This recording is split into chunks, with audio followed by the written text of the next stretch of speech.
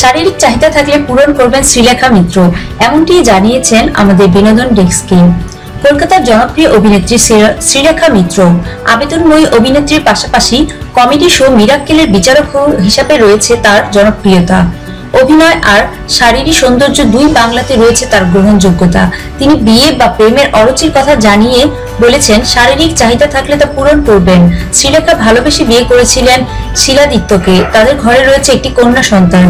দীর্ঘদিনের সংসার জীবনের পর মানসিক দ্বন্দ্বের কারণে মেয়েকে নিয়ে আলাদাই থাকছেন শ্রীলেখা। সম্প্রতি এক সংবাদ মাধ্যমকে দেয়া সাক্ষাৎকারে এই অভিনেত্রী তার বিয়ে ও প্রেম নিয়ে খোলামেলা কথা বলেছেন। শ্রীলেখা বলেন, বিয়ে বা লুভ টুগেদার কোনোটিই আমি করব না। একা থেকে স্পেসটা উপভোগ করতে শুরু করেছি, যেখানে আমিই আমার বস। আসলে আমার মোমেন্টারি ভালো লাগাটা হতে পারে, আর ভালো লাগলে যা যা হয় সবই হতে পারে। তিনি আরো বলেন, আমাদের পাশে হয়তো 4-5 জন বন্ধু পুরুষকে দেখছেন, কিন্তু সত্যিই আমার কেউ নেই। তবে এজন্য কোনো হা হুতাশু নেই। আমার খিদে পেলে খাবো, ঘুম পেলে ঘুমাবো। শারীরিক চাহিদা থাকলে তা পূরণ করব। তার জন্য প্রেম করতে হবে এর কোনো মানে নেই।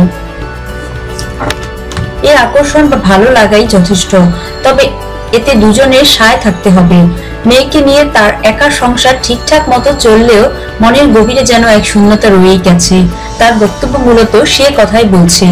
শ্রীলেখা বলেন, সত্যি বলতে আমার প্রচুর ফ্যান ফলোয়ার রয়েছে।